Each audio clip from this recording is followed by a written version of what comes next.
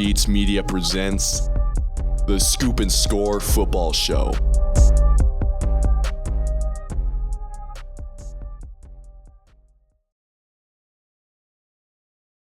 Spencer, we live in a world, a wild world, I might add, because this planet that we live on, this rock that spins in space, time and time again, every single day, this world provided Sam Darnold a Super Bowl trophy. Think about that. Think about that. I don't. Not just you, but the people at home. Think about that. I don't know what to say. I really don't know what to say. It's the fact that we are here and he's a Super Bowl champion, and not like ironically like he's a backup. He was the starting quarterback of a Super Bowl team.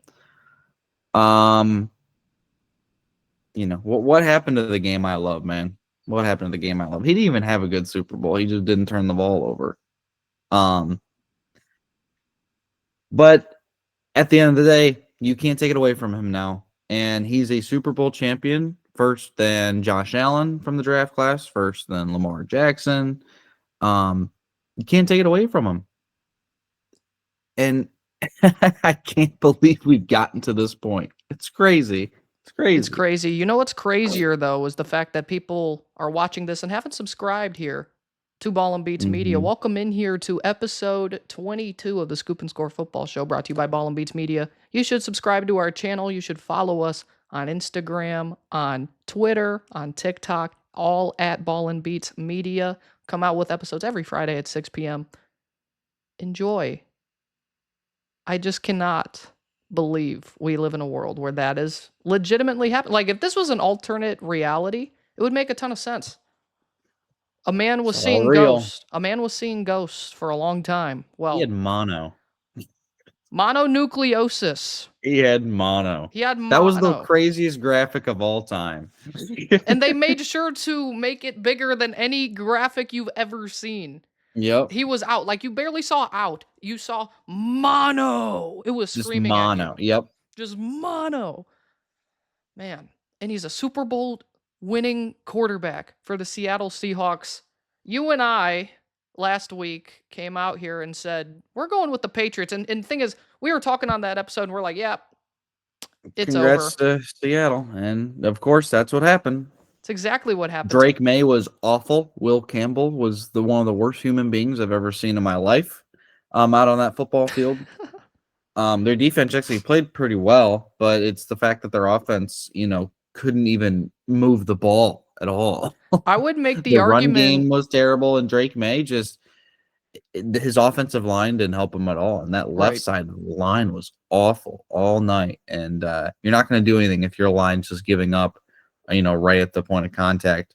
And you got to give DeMarcus Lawrence and that Seattle Seahawks D-line a ton of credit. They played their ass off. And while it's an odd one because it's like Seattle won the Super Bowl again, and it's like, I don't know. They had the best team. Their defense was the greatest. I mean, they had the greatest defense in the league. It's just like, it's such a weird Super Bowl, and it's such a weird. It would have been like a couple years ago if the Bengals won the Super Bowl. It would have been weird, but I would have been happy. I would have been happy for Bengals fans and something different. I don't know, man. It's just like it was a weird Super Bowl, and it really wasn't a great game. The game was. I like defensive games as much as the next guy, but I also want some. It's the Super Bowl. You want to get some firepower. You want to get some offense. You want to get some point scoring, and you just want to see a good game. And it really wasn't. It was just field goals by Jason Myers, which, man, I wish he won Super Bowl MVP. That would have been hilarious for a kicker to win it. Absolute cinema. And we got to the point where it was 12-0 at some point in the fourth quarter. So I'm like, okay. But at the end of the day, there was some points scored in the fourth quarter. It kind of, got close a little bit. And then Seattle had the fumble, return for a touchdown. Congrats to the Seahawks. That's all you can say. They There was won a the Super moment Bowl. there in the fourth quarter where I thought it was gonna get close. I mean, it was 19-0 Seattle. It felt kind of out of reach. Then you had Drake May throw that beautiful ball to Matt Collins across the middle. Yes. Quadruple Yep. coverage, maybe one of the better throws against zone or just period that you've like ever seen, right? And then the next play or 2 plays later, he throws a bomb to Matt Collins in the end zone. They stop Seattle on defense, and all of a sudden, it's like, okay, the train's getting rolling here for New England. And then you throw that costly pick to Julian Love, and I mean that was really when the game was ended. But nothing really encapsulated it more than I think they ended up calling that a pick six that Uchenna and Wosu had on that touchdown there. I think they ended up calling it a throw instead of a fumble. Okay. But Seattle's defense just absolutely mauled New England the entire day from the first snap to the last. And it was really, yeah, Will Campbell. Will Campbell did not have a great game at all. And honestly, it wasn't a great rookie season for him. However, I do expect him to get much better and learn from this experience because I think Will Campbell still has a lot to give. I mean, he was just a rookie, and all the, comments on social media, kind of roasting him and everything. Yeah. To be in that game as a rookie, specifically in the trenches, that's got to be hard. That's got to be real hard for anybody. That's a good D-line. Seattle's got a good D-line. Leonard Williams, DeMarcus Lawrence, Byron Murphy II, who has really improved. Uchenna and Wosu, guys who are veterans who have been around. I mean, you're going to lose those battles sometimes. That's just going to happen. Yeah. But really, for me, I felt like the player of the game really was on New England. I thought Christian Gonzalez was maybe the best player in the game. So good. With what? He had 4 pass breakups in the game. He had the one that was the deep ball to, I think it was Rashid Shaheed. And he just came out of nowhere. He was running with him most of the time, but he had like stretch man arms to knock that ball down. He almost picked him off in the end zone. He almost picked Darnold off when he was throwing to Smith and Jigba at the end of the first half as well. I watched that game and I'd walk away thinking Christian Gonzalez might be as good, if not better, than Pat Surtain II. Yeah, that was impressive. That was really impressive. I just don't see a world where he can't, like, in the next couple years, that dude's getting paid millions upon millions upon millions of dollars from New England. That dude is elite. Yeah, him and Devin Witherspoon will definitely be up there for the top corners paid in the league contracts-wise. Absolutely. And then I think Witherspoon had a great game, too. Witherspoon had a very good game. Of course, Tariq Woolen, he's a free agent this offseason, and Josh Jobe. It'll be intriguing to see what Seattle does there with both of those guys. See, I think one of those stays, and one of them's probably out of there. Who knows there? I mean, you could make the argument they might like Josh Jobe better to stay long-term just because he kind of fits that defense and he'll also cost not as much. With Woolen, you'll have to drop a little bit more money on him to stay. So it'll be intriguing to see which one of those guys ends up being back for next season. And you also have Kenneth Walker, the Super Bowl MVP. You watched him. He made the difference. He was that offense most of the game for Seattle. Yeah, the patient runs. He had the Le'Veon Bell-like patience. I would say more patient and more explosive because you never saw Le'Veon Bell when he was in the NFL. He never ran full speed. So when Kenneth Walker did finally hit that hole, it was a lot more explosive. So he made, 135 yards rushing? It may have been even more than that. I don't remember. It was something around that, yeah. It was a very, very impressive Super Bowl for him. He was the first MVP at the running back position in a Super Bowl since Terrell Davis when he was with the Denver Broncos in the late 90s. So that, I think that's a massive thing for him because he's a free agent too. Who knows if Seattle will keep him? The thing is with Seattle, because of Sam Darnold's team-friendly deal and the fact that they're still fairly young, as well as being experienced, they have a lot of cap space. They have like $60 million in cap space, I think. So you're talking a team who could really bring almost everybody back if they really wanted to. Yeah. I think Seattle's here to stay, man. I really do. At least towards the top for a while. I think that they'll re-sign Kenneth Walker. I don't think there's a world where they shouldn't because him and Zach Charbonnet had a really good 1-2 duo at the running back position. And I think that they want to continue that. it's going to be interesting to see how they handle I know they're hiring in-house for their OC job because Clint Kubiak, literally in the post game said, "Yeah, I'm going to Vegas." After he won the Super Bowl, which I think everybody knew. But yeah, he's kind of been was one of their focal points of their offense. Obviously JSN was the main one, but for the running game, him and Charbonnet really have taken another level this year. I might be a sicko. Like I said, I wanted Jason Myers to win the MVP. I know Kenneth Walker had a good game, but man, he made 5 field goals, man. That would have been so cool. Have we ever had a kicker? No, nope. Kicker has Not never even won Super Bowl Vinatieri. MVP, and that's exactly why I wanted it, because that would have been awesome to see. And it was either him or K9. That's the crazy thing. Sam Darnold was never going to win it. JSN didn't really have that great of a game in the Super Bowl. So we were being set up, and then K9, went off. And then I'm like, well, this is over. So yeah, Sam Darnold only threw, I think, exactly 50% completion percentage over the course of the game. Yep. Early on in that game, dude, New England, their secondary, they were getting after it. I thought they were going to pick him off early, the way they were trying to jump these routes. They were trying to get picks early and often. And honestly, I think they kind of knew going into the game. I don't know if you watched the mic'd up yet on YouTube of the Super Bowl. I watched it last night. There was a vibe literally after the first possession for New England on offense that Mike Vrabel was like, keep your heads up, keep your heads up. Like, New England felt like they were already out of the game. Like, you could tell early on, at least on that sideline, they feel Seattle's defense is for real. They had the best defense in the league all season. They had just a couple bad games. They had the one against Tampa, and then they had a one against Los Angeles and LA where I think they gave up 31 points. And you're still talking about very good offenses there in both those teams. Like, yes. To me, it's like, Tampa's offense, they did fell off the earth. They did, but early on in the year, Tampa looked pretty legit in the NFC.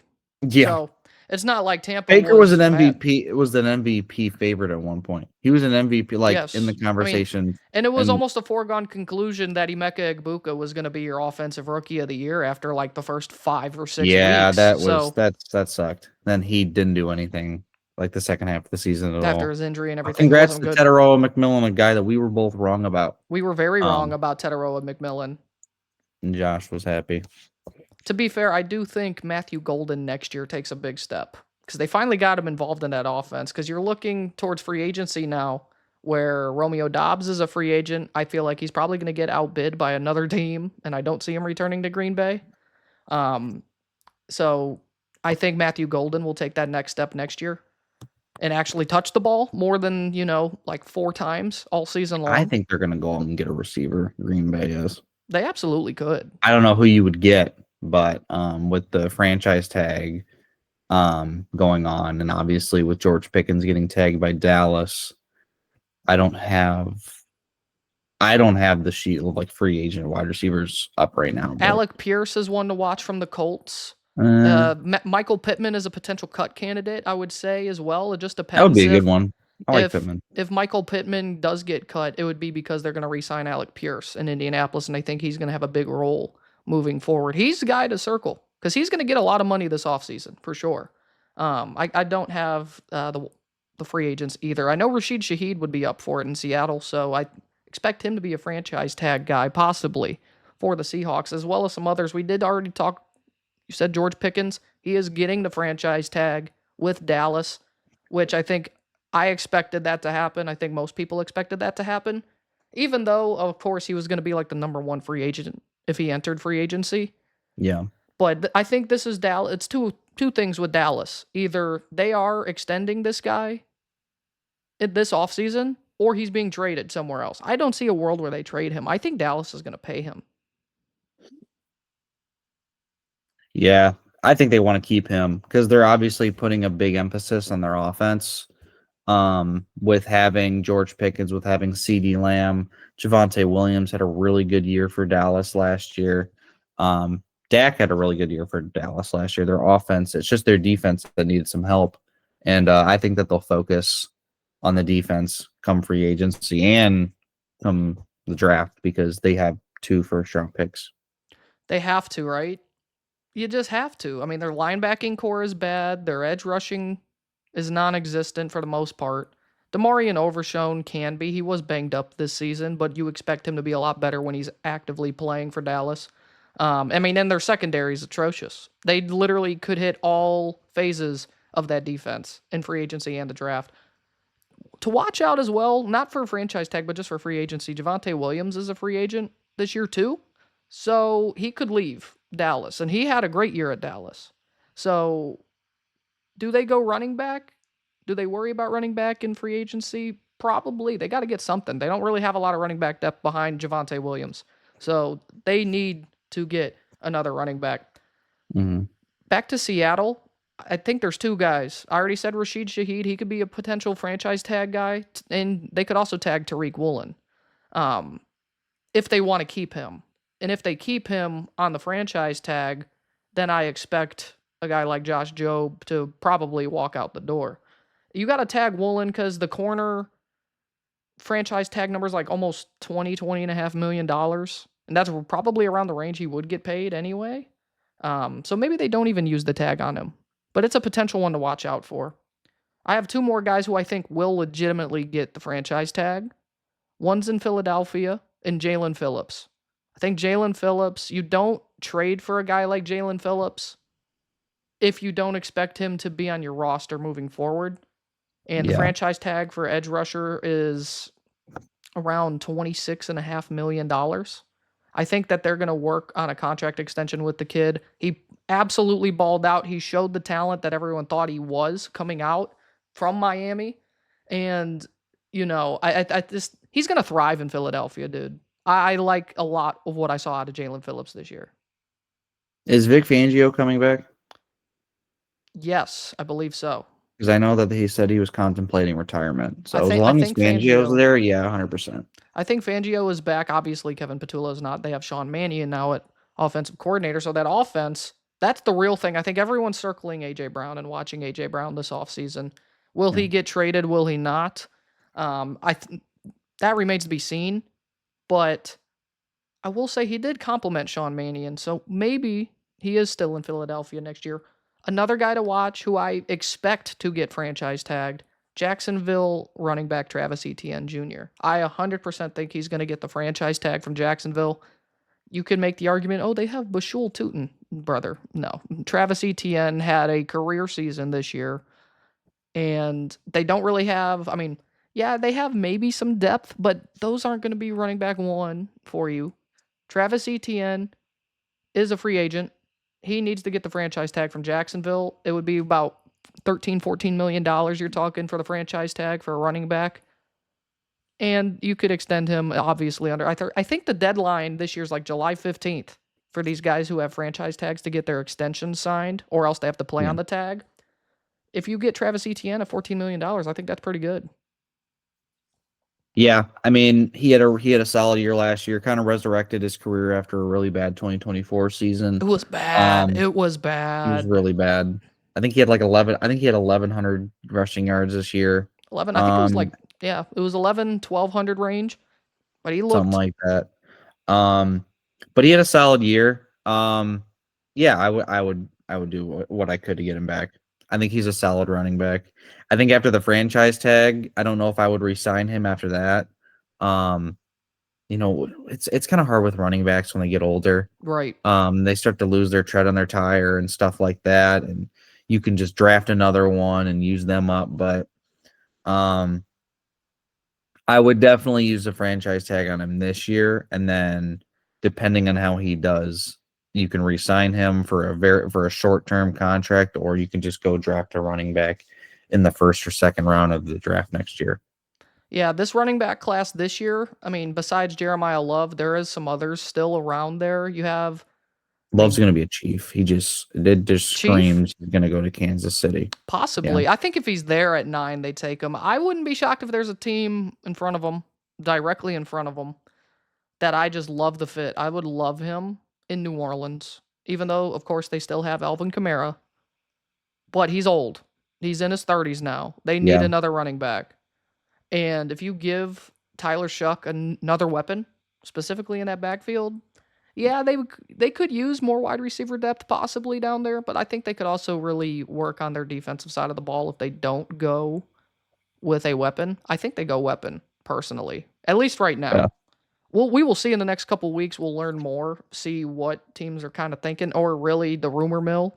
Since once you get into March, everyone starts throwing something out there. Who knows if it's real or not? And you just got to try and figure out what you believe is real. So I do think Jeremiah Love in New Orleans would make perfect sense. There are some other guys I think who could be potential tag candidates as well. The thing is, every year you only get probably like 5 to 8 players that get the franchise tag. Not a lot of them get tagged. So these are just names I think to watch. First one I'm going to say is Kyle Pitts in Atlanta. I think there's no way that Tommy Reese and Kevin Stefanski go to Atlanta and don't want this guy still on their roster next year. He had his career season this past year for the Falcons, and he was the 4th overall pick in the draft when he was coming out. Everyone had that expectation that this dude was going to be a complete difference maker of a tight end. He finally showcased that this year a little bit. I think you have to try and keep Kyle Pitts if you're the Falcons. Of course, you can go out in free agency. There's going to be some guys available. I mean, David Njoku would make perfect sense, obviously. As he's not going to be returning to Cleveland. He announced that himself a couple days ago here, I think back on Monday of this week. So you could, of course, get him, but someone would be willing to drop a lot of money on Kyle Pitts this offseason. I feel like Denver would be a team that would want to drop a lot of money on a tight end. I think they will, possibly. But if you're Atlanta, you have to try and keep Kyle Pitts. Even if even if you make him mad, if you piss him off, so what? Tag the guy. Keep him. Yeah. And of course, the never-ending Trey Hendrickson cycle. Like, Cincinnati could just absolutely piss this dude off again for like the 4th year in a row, it feels like. Anyway, when is this dude ever gonna not be a free agent? Sign another 1-year deal. Another 1-year deal on the franchise tag because he can't choose where he wants to go. I think you just got to let him go this year. You know what I mean? Just let him walk out the door. Let him be a free agent. Let him go where he wants to. This is how Cincinnati's always operated, man. And it's annoying to watch where you had the T. Higgins situation. You finally paid him. You have, of course, you need to pay your guys on the offensive side of the ball, and they said, yeah, let's drop a bag on everybody over there, but then you have the defense that's just been so bad. But you have the one bright spot in Trey Hendrickson, and you completely ruined that relationship. And your rookie who you drafted, you ruined that relationship early on, even though, I mean, he hasn't played great this past year, but the potential's there maybe. Question mark? Yeah, Trey Hendrickson, if he gets franchise tagged again by the Bengals, I will laugh personally because Cincinnati and the way they operate down there's a whole different conversation to have. I have 3 more guys I think who could get tagged. Juwan Jennings from the 49ers. Yeah. I feel like he's playing his best ball out there. And of course you're going to lose Brandon Ayuk, who hasn't mattered the last 2 years. And Ricky Pearsall's been banged up. Juwan Jennings is kind of the main guy at wide receiver right now, it feels like, for him, right? A little bit? Yeah. I think they got to tag him because he's a free agent. Someone's going to be willing to drop some money on him. I look at the Chargers, and they just traded for Odafe Owe, defensive end from Baltimore. And he went to the Chargers and had 7.5 sacks when he had nothing and was not looking that good in Baltimore. And someone might be willing to overpay for this guy. He's kind of a boomer bust kind of guy in free agency. Mm-hmm. Who knows? Maybe you tag him and try and keep him, as of course Khalil Mack is old. And the rest of that defensive line, they really need defensive line moving forward. So I feel like if you tag him for a year, have him play under that franchise tag, maybe he explodes on that defense next year with whoever it is that I can't remember who their defensive coordinator is going to be next year since Jesse Minter's in Baltimore. I'm not fully certain, isn't it? Oh, I remember. It's Western Michigan's defensive coordinator from last year. I forget the dude's name off the top of my head. but he's going from Western Michigan Yeah. to be the Chargers DC because he was on the Chargers staff before then. One more guy, Christian Kirk in Houston. And the thing about the Texans, their wide receiving core has been very lackluster, but they've also just been banged up and injured. Jaden Higgins was promising this year, but man, I think CJ Stroud, when he has Tank Dell out there, he is a different quarterback. There's something about Tank Dell that I think matters so much more to this offense than anyone can really describe. And I feel like when he's not on the football field, that's when you see CJ Stroud be what he was this postseason. Really, this whole season, you could argue season and a half. If he's even going to ever have Tank Dell again. That's the thing. Like, will we ever see Tank Dell even touch a football field again? But this year, Christian Kirk kind of showed promise a little bit. And you keep him with Nico, and if Jaden Higgins continues to grow, the problem I have, though, is that all of those guys are very similar builds. They're all 6'2", 6'3", 6'4", 200-plus pound wide receivers. You don't have that speedster in Tank Dell. But Christian Kirk, remember a couple off seasons ago when Jacksonville dropped $18, $19, $20 million on the kid, and he completely busted down there. And he rejuvenated himself this season. He had a very good year. I think wasn't he a 1,000-yard receiver? He was pretty close if he wasn't. For this year? Yeah. No, I don't think he did. Well, he was close anyway. He definitely showed promise. Either way, I think he's going to get tagged by Houston possibly because they just need to keep some kind of camaraderie in that wide receiving room. He had 239. I was close. It felt like he had 1,000. Obviously, Christian Kirk's 239 is 1,000. It must have been in the postseason when I was talking about it. But still, he could be franchise tagged. No, he 239 Nico yards. Collins had 1,100. Okay, well, of course Nico Collins had 1,100. We already knew that. That was a fill-in right there.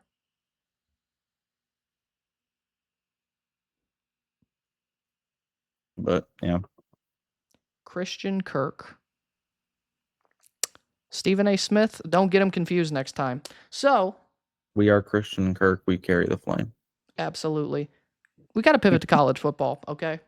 Because the biggest news of our lifetime has come out.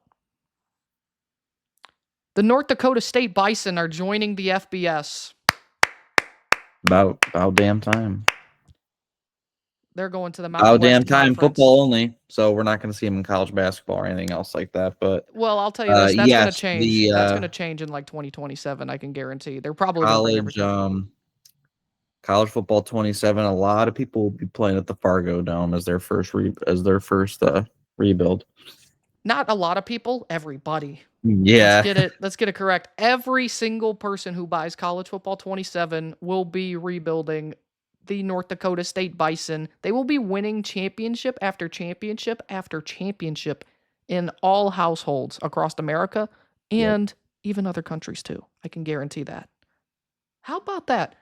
North Dakota State in the Mountain West. What does this mean for the G5? What does it mean for the Mountain West? And what does it mean for other potential FCS schools?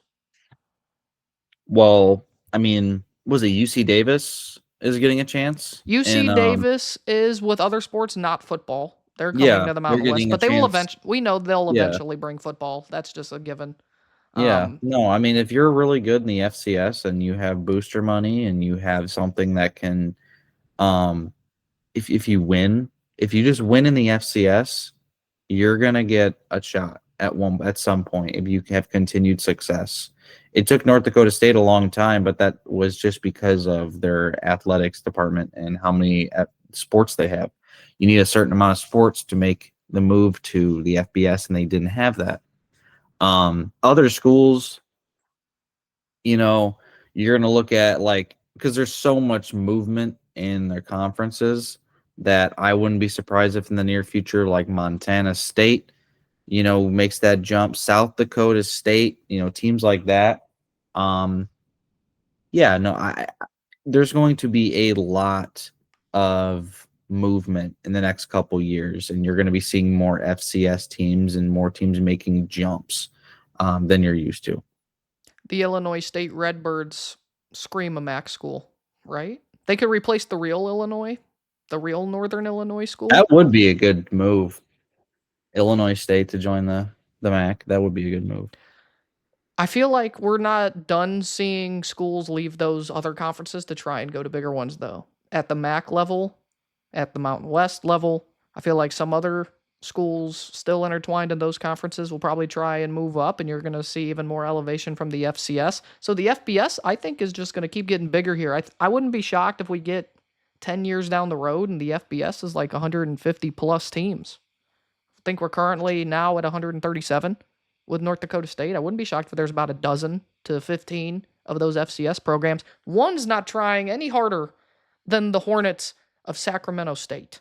Yeah. They are trying every possible thing. They have invested about $1 billion or so into their athletic program. They have willing to drop $10+ million just to join a conference, let alone pay off FCS to even jump up to that level, let alone, money that they're not even going to make until a couple years down the road when they come in. Yeah, I don't even know where they're getting this money from, but that's the real question. Where are these places getting money laundering? It's all a laundering scheme? Yep. That wouldn't shock me. But when it comes to the football aspect in the Mountain West, I think North Dakota State's going to compete right away.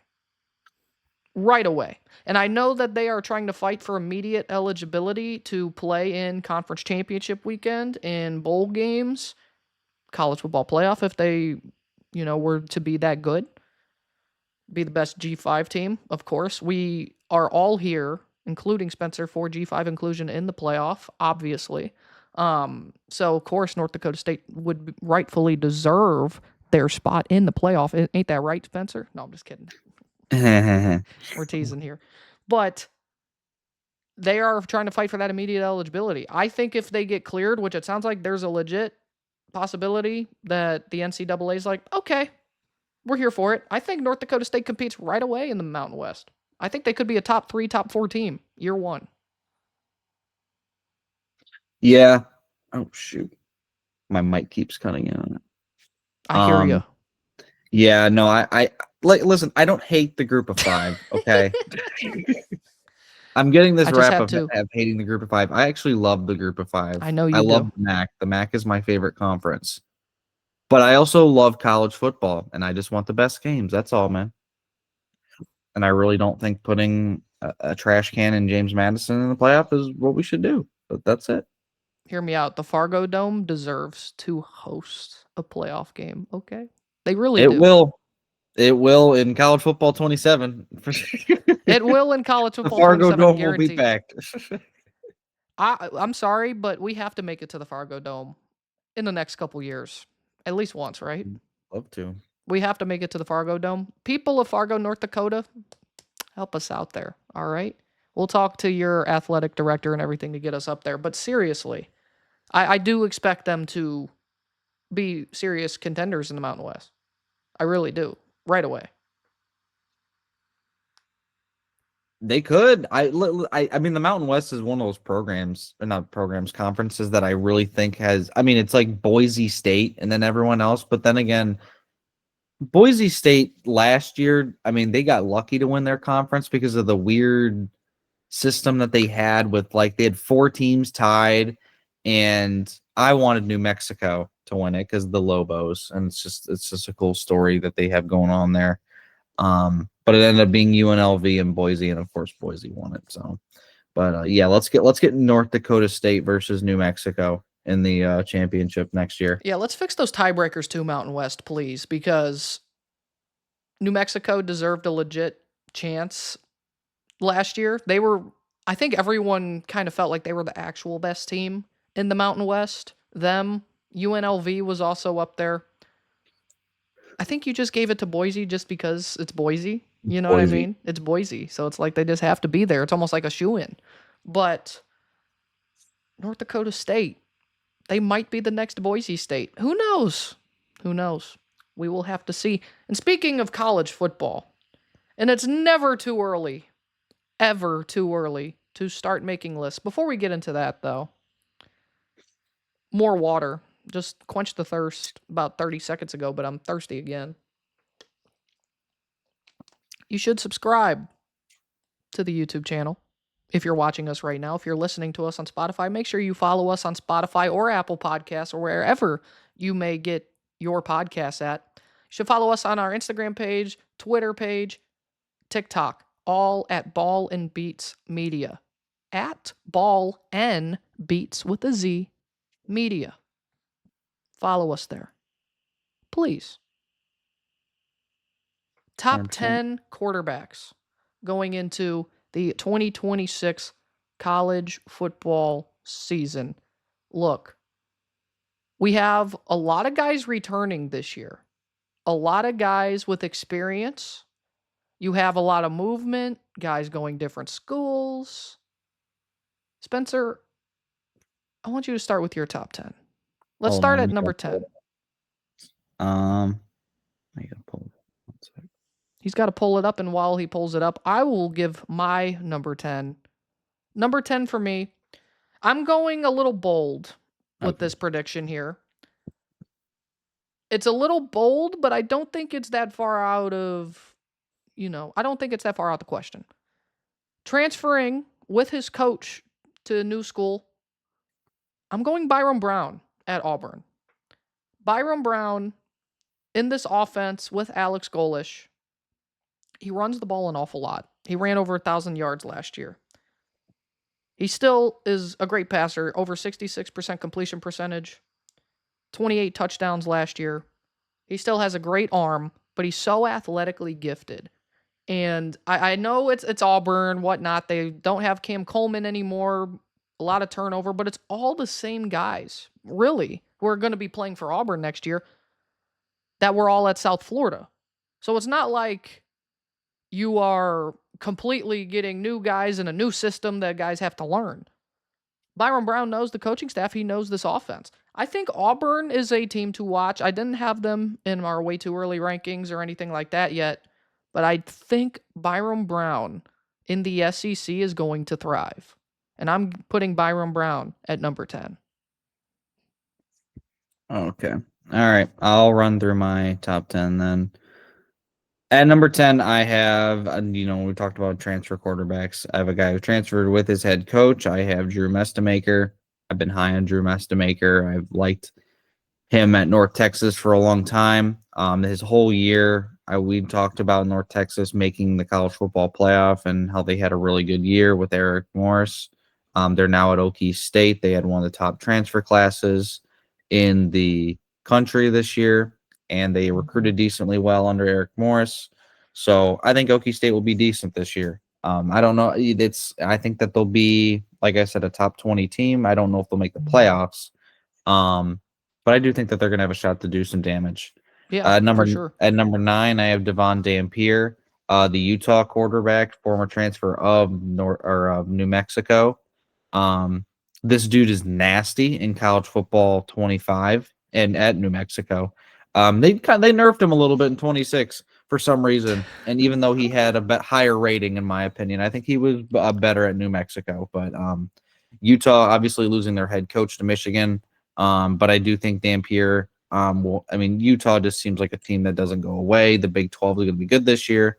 But I still like the players around Dampier, and I do think he just has so much athleticism that he can also do some stuff himself. Number 8, I have Jaden Mayava from USC. USC's got to get it going. They need a year to where they can make the playoffs. I do think Jaden Mayava has the talent to do that. Obviously, Heisman quarterbacks at USC. Lincoln Riley They finally had a Super Bowl champion this year too. How about that? Congratulations. Lincoln Riley has, produced Heisman winners, and has produced quarterbacks. and I think Jaden Mayava can be the next guy. I just with USC, it's just they have a tough schedule next year, so we'll have to see. Number 7, I have CJ Carr from Notre Dame. He had a really promising freshman year at Notre Dame, and I think he's only going to get better next year. I think Notre Dame's going to be really good next year, and they have a terrible schedule, terrible schedule. They play 2 tough games all year, in Miami at home and then at BYU. But that's Notre Dame football. They play like 10 easy games every year. That's the whole reason why they didn't make the playoffs. Number 6, Sam Leavitt of LSU. Lane Kiffin bringing in his transfer guy from Arizona State. Sam Leavitt had a solid year this year. Not amazing. His first year at Arizona State, where they made the playoffs, he was a lot better. Showed a lot of promise. Obviously, he came from Michigan State and then went to Arizona State and now is at LSU. I think Lane Kiffin's going to do a good job having pieces ready around him, and I'm going to be hot. I think LSU is going to make playoffs next year and year 1 under Lane Kiffin. Number 5, I have Darian Mensah, the Miami transfer from Duke. He signed his letter of intent with Duke. He signed a contract and all that, and he got out of it because Miami just paid him a boatload of money because they had no other options. It's Miami, dog. He's but going when to they South had, Beach. but the options he has, I mean, it's a lot of money. Miami's going to be good next year. I think Mario Cristobal kind of changed turned some heads with that run that he made to the college football playoff national championship game. And I really do think that he will be set up to really succeed next year in Miami. So give me Mensah at 5. At number 4, I have Brennan Sorsby, the transfer from Cincinnati and then from Indiana. Sorsby got paid, that oil money in Texas Tech. They're probably going to just do transfer. Half these teams don't even develop quarterbacks anymore. But Sorsby had a really good year at Cincinnati. And I think that Texas Tech, I think that they're going to be good for a while. They had a really good year last year. They won the Big 12. They finally got on the map. They won all those games. They got boat raced by Oregon in the quarterfinals, but I think that they're going to come back and they're going to really have a really solid team next year. Number 3 is Arch Manning. I would have Arch Manning a little higher because he really did have a great end of the year last year, but I need to see some consistency with him. Arch Manning did not start the year off great, but then Texas really started to get their stride towards the end of the year, and now they look like the most complete team in the country. They have so much talent all over the place. They do have a tough schedule. They play, obviously, Ohio State at home, and I believe they play Georgia. I believe it's in Austin, though, if I can remember. But they're going to have a really tough schedule again this year. It's the SEC. That's how it is. But Arch Manning showed a lot of athleticism, showed a lot of promise. He grew as the season progressed. He didn't have an amazing start, but he really showed me some promise towards the end of the year, and I do think that he's setting himself up for a great year in 2026. And number 2 is Julian Sayin, Ohio State's quarterback. Majority of the year, Julian Sayin was one of the best quarterbacks in the country. He was a Heisman contender with Fernando Mendoza. He made great throws all year, and the one that he had against Wisconsin at Carnell Tate was one of the best I've ever seen. It was a beautiful ball down the field, and he had a lot of really great. He had that one against Michigan, the one against Carnell Tate again in the snow that was perfectly placed. But the last 2 games of the year were not good. He didn't have a great game against Indiana, and he for sure did not have a great game against Miami. I think that he's going to progress. Obviously, the offense helps. How much talent they have on the offense is ridiculous, and Sayin should improve and hopefully have better decision-making for next year. And then number 1, he's returning. Oregon's paying him all this money. I think he's going to be up there for the Heisman is Dante Moore. Oregon's one of the best teams in the country. Talent all over the place, athleticism all over the place, and led by Dante Moore. He had a really solid year last year. Didn't really end the season great. He had that win against Texas Tech, but then they really did not play well. He didn't play all that well against Indiana. It started off with a pick 6 in the semifinals against the Hoosiers. But he's coming back because he didn't want to go to the New York Jets. I don't blame him. And he's going to be probably another top 5 pick next year. So either way, he was going to be a top 5 pick, but might as well make a little more money, develop a little more under Dan Lanning, and see where he can go. Maybe he can bring Oregon a national championship. So yeah, there's my top 10. Just to reiterate for everyone, my number 10, Byron Brown from Auburn, transfer from South Florida. I think he's going to absolutely ball. I will say, when it comes to Dante Moore, I love the move to go back because you can develop still. And you don't want to, there's that track record right now when it comes to quarterbacks who get over 20 starts. They tend to do better than the guys who go to the NFL with under 20 starts. In fact, I don't think there's ever really been a quarterback you can ever look at in the history of the NFL who had under 20 starts in college actually translate well to the National Football League. So I love the move. I think it makes too much sense for him to do that. Number 9, for me, you don't have him on your list. And I think he gets a lot of hate, right? And to be fair, I was someone who wasn't that high on him this year and had a lot of questions that needed to be answered. I think he answered them for me.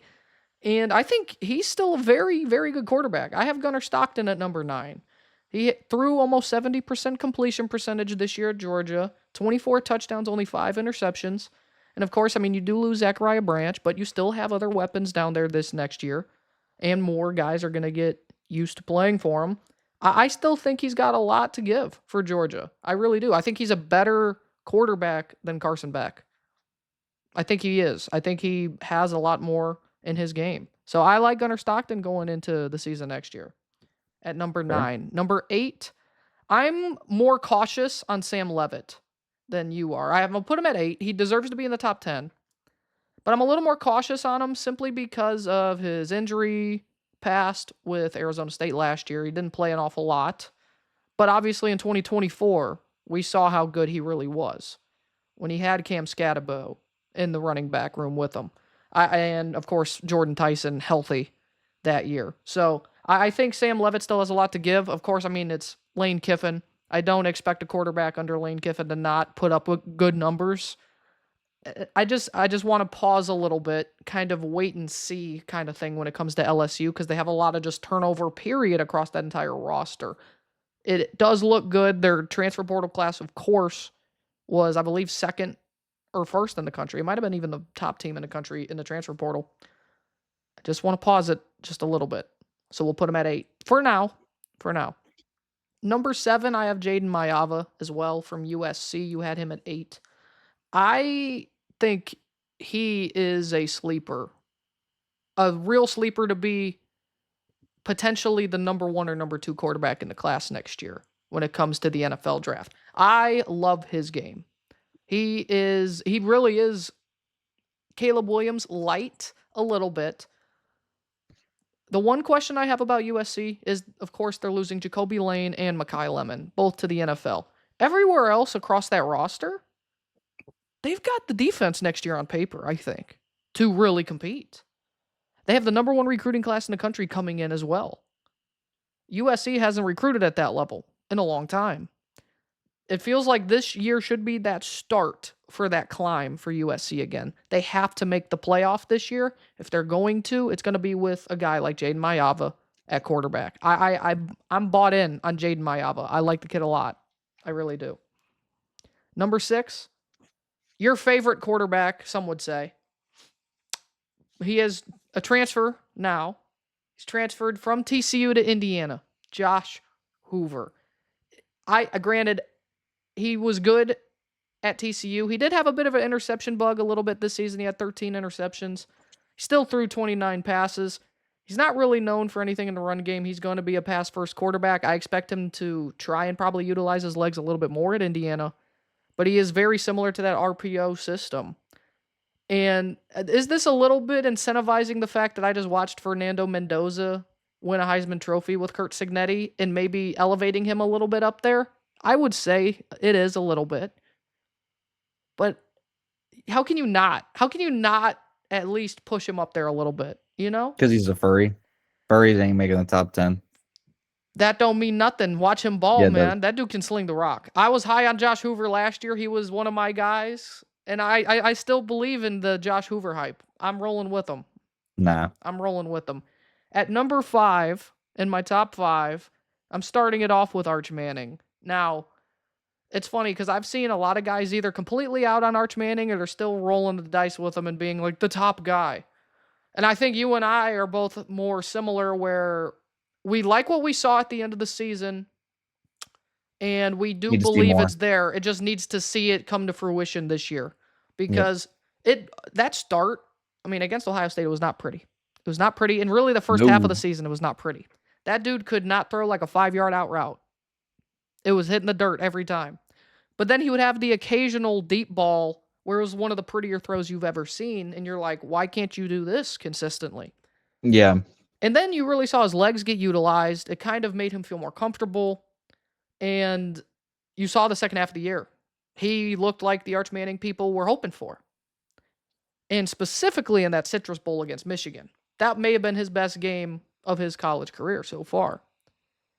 And now you have the real number 1 class in the portal in Texas, where you get Cam Coleman, you get Hollywood Smothers and Rayleigh Brown in the running game.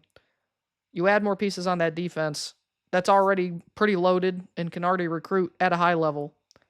I think Arch Manning is poised to be way better than he was. And some guys, they just need the experience. They need to be out on the football field and play. So that way they know what they can do, what they can't do, what they need to fix. And I think that's kind of what we witnessed out of Arch Manning this year. And all the hype that he had, of course it's going to die down this year. It's going to come back down to reality a little bit. Now's the time. Now's the time for Arch Manning to prove everybody wrong that counted him out after that start last year. At number 4, personally, I think this guy is going to absolutely flourish and absolutely ball out. Another transfer quarterback. He's on his 3rd school in 3 years. You had him at number 5. I have him at number 4. I have Darian Mensah, the Miami quarterback. This dude can throw the ball. He can throw the ball. He probably has maybe the best arm, period, in college football. 34 touchdowns to 6 interceptions this past season. Almost 4,000 yards passing at Duke. By the way, his number 1 target from Duke, transferring with him to Miami. Oh, by the way, still have Malachi Toney. Oh, by the way, still have Mark Fletcher in the running back room. Their offensive line, that's the question mark I have going into next year. But with Darian Mensah back there, I think he's going to be like Cam Ward. In fact, I am going to be bold, and I'm going to say that Darian Mensah is going to be Heisman finalist next year.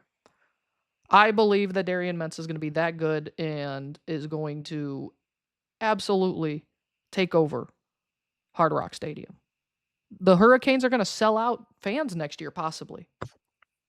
I think. Number 3, I'm a little bit higher on him than you are. You have him lower on your list. I have CJ Carr all the way up at 3. And I'm counting into the fact that I do think their schedule is going to be a little bit easier this year, of course. But I'm still very high on Notre Dame. I think they're out for blood this year. CJ Carr took those strides as well in the second half of the season. It didn't start great for him either.